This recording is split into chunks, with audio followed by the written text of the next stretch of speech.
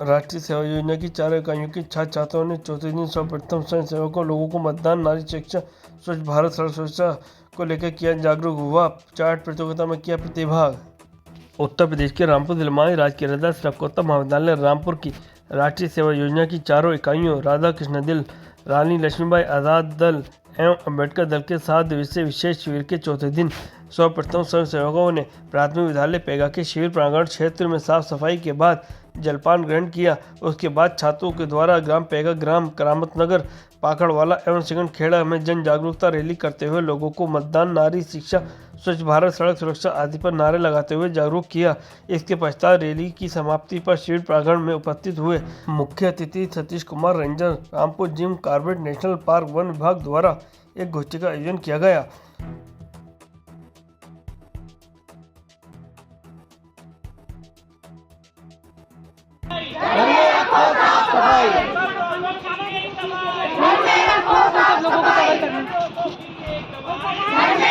पीछे जो लोग हैं तभी बनेगा देश महान, तभी बनेगा देश महान।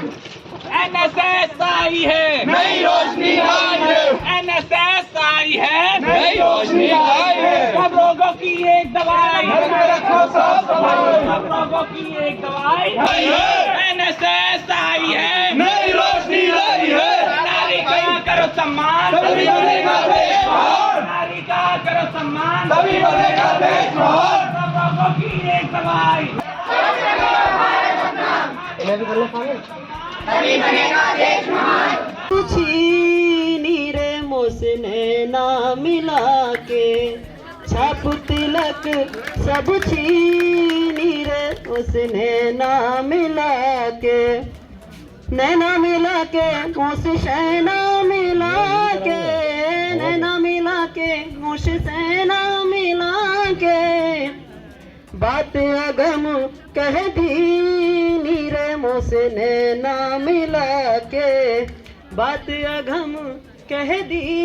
इन लोगों का बहुत शुक्रिया, उन्होंने बुलाया और बहुत ज़्यादा देर भी हो गई आने को, इसलिए बहुत सब लोगों से सॉरी।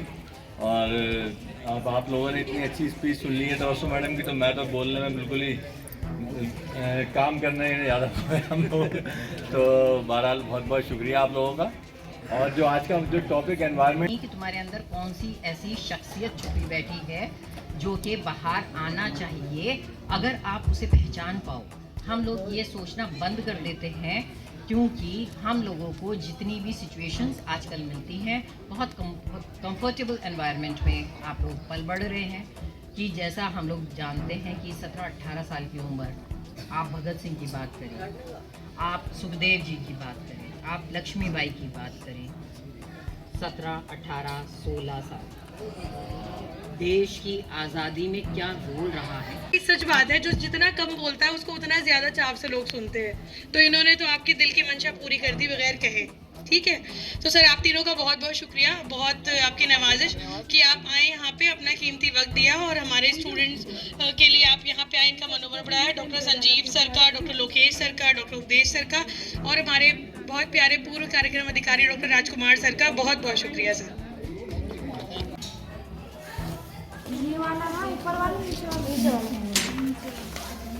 चैट खोल दे, वो मीटिंग ना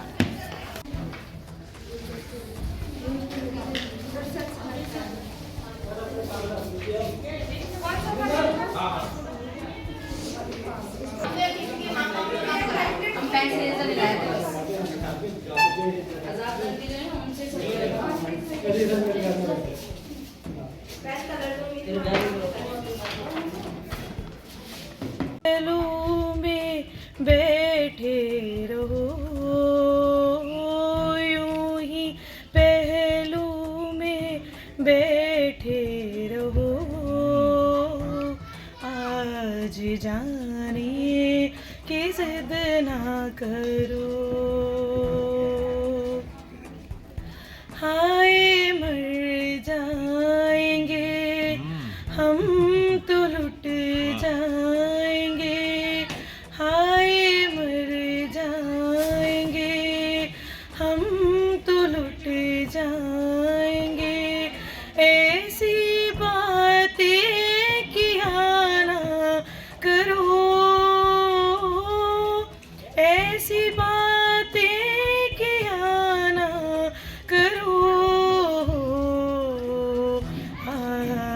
जाने की जिद ना करो, वक्त की कैद में जिंदगी है मगर, वक्त की कैद में जिंदगी है मगर, चंद घड़ियाँ यही है जो आज़ाद है, चंद घड़ियाँ यही है जो आज़ाद है, इनको खोकर मेरी जाने जा, उम्र पर ना तरसते रहो, आज जाने की जिद ना करो, आज जाने की जिद ना करो। योजना का 7 दिवसीय शिविर सिंगनखेड़ा में लगा है। आपने क्या सोचा था कि शिविर में आप प्रतिभाग करेंगे और क्या उद्देश्य है? देखिए, जैसा कि मुझे सर ने बताया कि इसका मकसद सिर्फ एक ही है, राष्ट्र की सेवा। लोगों को बताना जो जिनको शिक्षा नीति नहीं मिल पा रही है और जिनके पास कम साधन है, उनको बताना कि राष्ट्र की सेवा क्या होती है और उनमें सम्मिलित होना कि हाँ, हम बता सकते हैं कि राष्ट्र की सेवा क्या होती है और अपना योगदान देना। एक मेरा टॉपिक था जो डॉक्टर नरेश कुमार ने मुझे इनवाइट किया था, उसको टॉपिक का मतलब था पर्यावरण बचाओ, हाँ, वाइल्ड लाइफ संरक्षण, मानव वन्यजीव संघर्ष और जो भी एटमॉस्फेयर है, इकोलॉजी है, इसके ऊपर मुझे बच्चों को बताना था। अच्छा सर, बच्चों को पर्यावरण बचाओ के लिए क्या क्या आपने उद्देश्य दिए?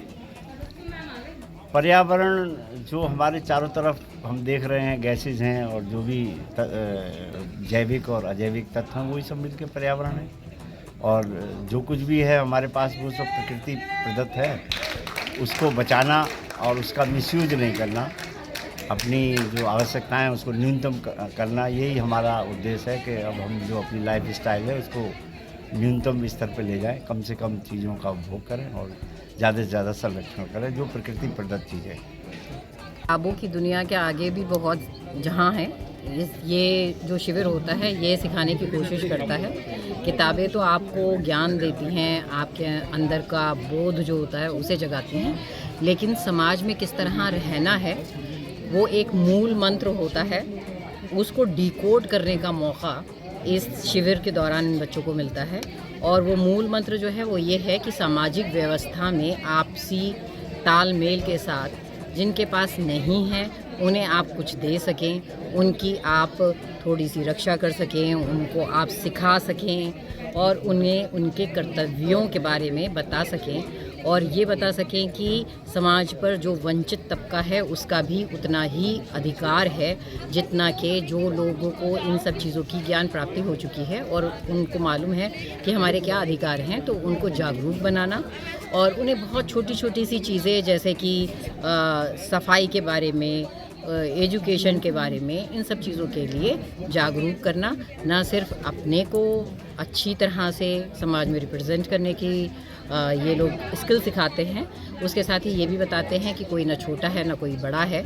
हमारे भारतीय समाज में, भारतीय संस्कृति में जो कुछ भी चीज़ें होती हैं वो ग्रामीण सभ्यता से इन लोगों को भी बहुत सारी चीज़ें सीखने का मौका मिलता है। जागरूक किया, बताएं। जी, आज सुबह 10 बजे बच्चे हमारे यहाँ पे पहुँचे हैं। जो बच्चे रात में रहते हैं, जैसे कि बॉयज़ रात में रहते हैं, गर्ल्स अपने घर को चली जाती हैं, वो सुबह 10 बजे यहाँ पर सुबह में आती हैं। उसके बाद में गांव में जन जागरूकता अभियान चलाया गया। आज के प्रमुख मुद्दे जो थे, चौथे दिन भारतीय राष्ट्रीय आंदोलन के प्रेरक तत्वों पर चर्चा के साथ साथ उन्होंने पर्यावरण के संरक्षण के बारे में लोगों को जागरूक किया। किस तरह से हम अपने जल को बचा सकते हैं। जैसा कि हमारे वक्ताओं ने भी बताया कि जल हमारे प्रयोग के लिए, दुरुपयोग के लिए नहीं है, जल ही हमारा जीवन है। उसी प्रकार से वन्य जीवों के बारे में भी लोगों को जब जागरूक किया गया, मतदान कैसे होता है, मतदान की प्रक्रिया क्या होती है, ईवीएम क्या होता है, किस तरह से वोटिंग होती है, किस तरह से नोटा पर वोट डाले जाते हैं, इन सभी विभिन्न पहलुओं पर लोगों को जागरूक किया गया।